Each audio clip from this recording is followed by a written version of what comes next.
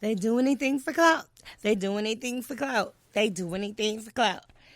I am so sick and tired of everybody doing anything for clout. I'm sick and tired of being sick and tired about everybody doing anything for clout.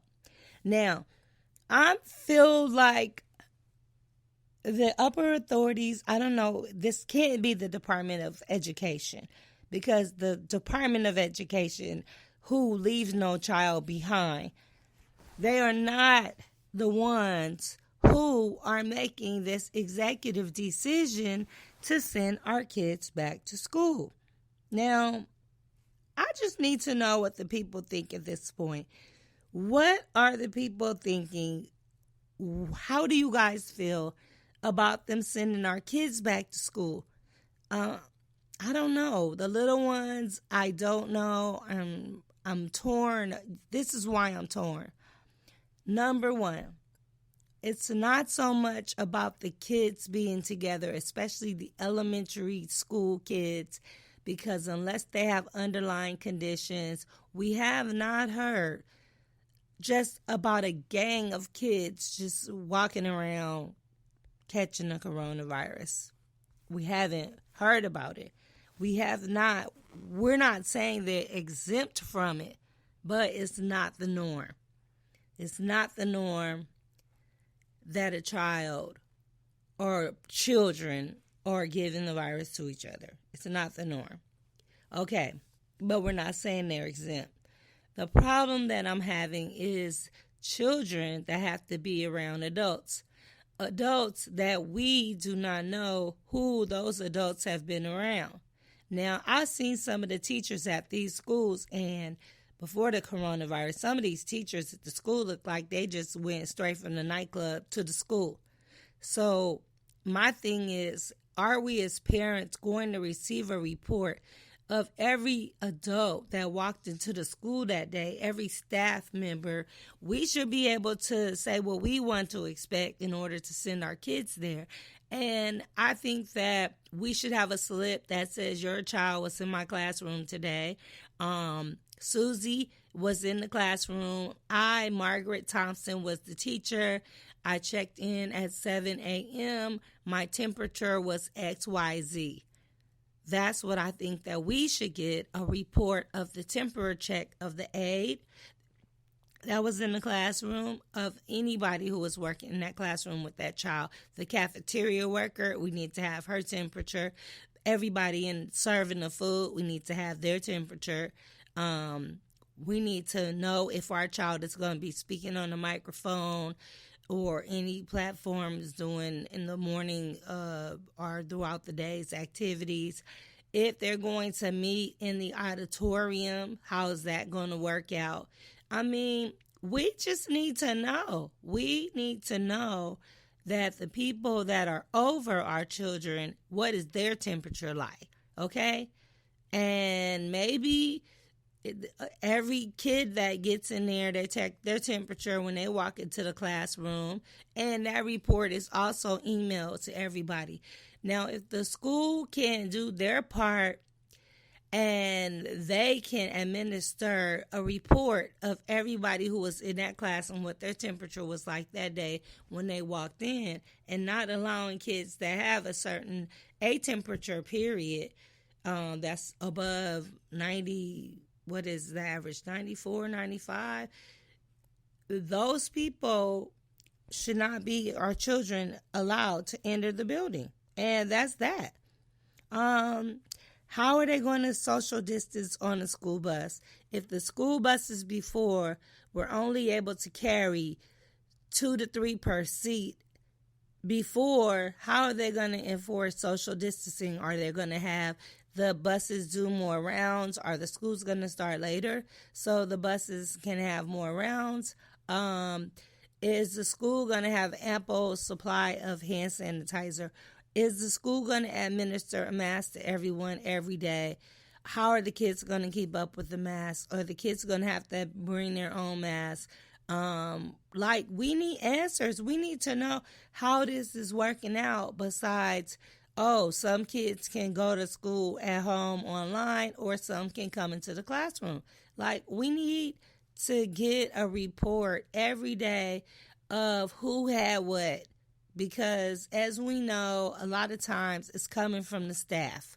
Yeah, it's coming from the staff, and the staff are spreading this to our children. The staff at the nursing homes were spreading this to our loved ones. So we need to know the staff that's over that, and maybe there should be some type of compensation or special stimulus packages to essential workers who have children in school, because maybe they could work different hours, different shifts.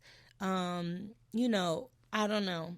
It just has to be something done to where we have more assurance, and the teachers, not the teachers, the parents that are not able to stay home with their kids, the parents that are not able to have multi-computer systems for their kids. Because say if you have 4 kids, does each child have their own computer? Do you have 4 computers at home? Or are these kind of accommodations being met so that the kids are able to go online and do the work?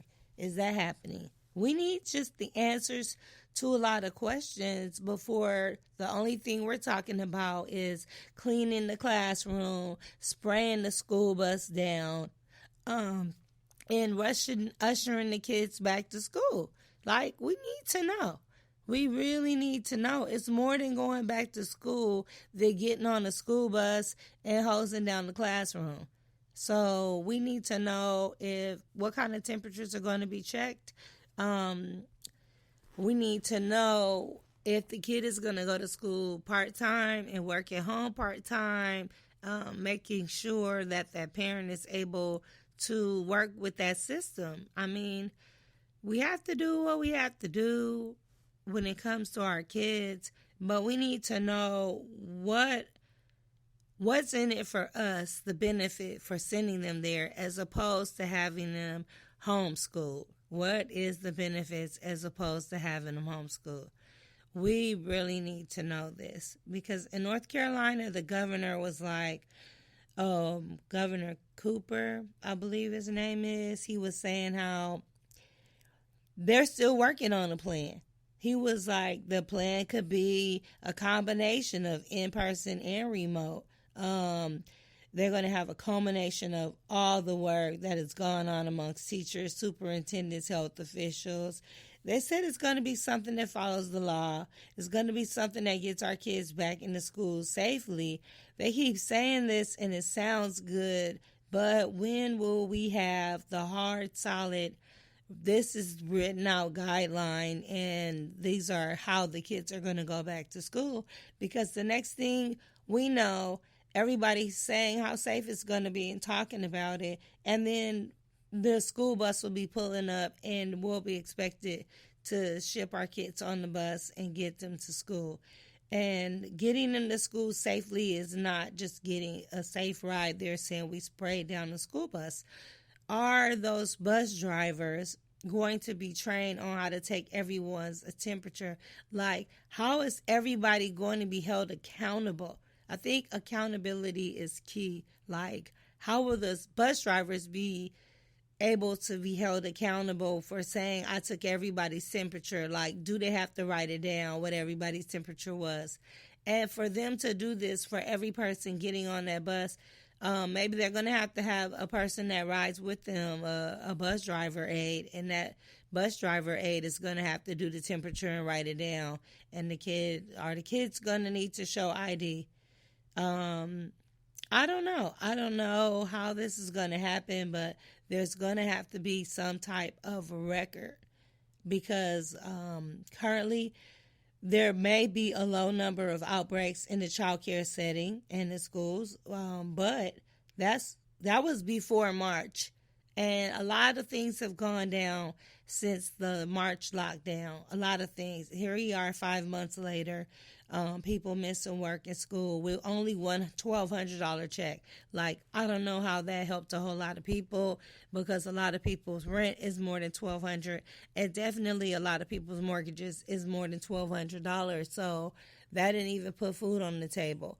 And I do understand the schools have been giving out meals and lunches, and they are to be commended for that, because that really, really helps the parents. But what we really need to know is about accountability.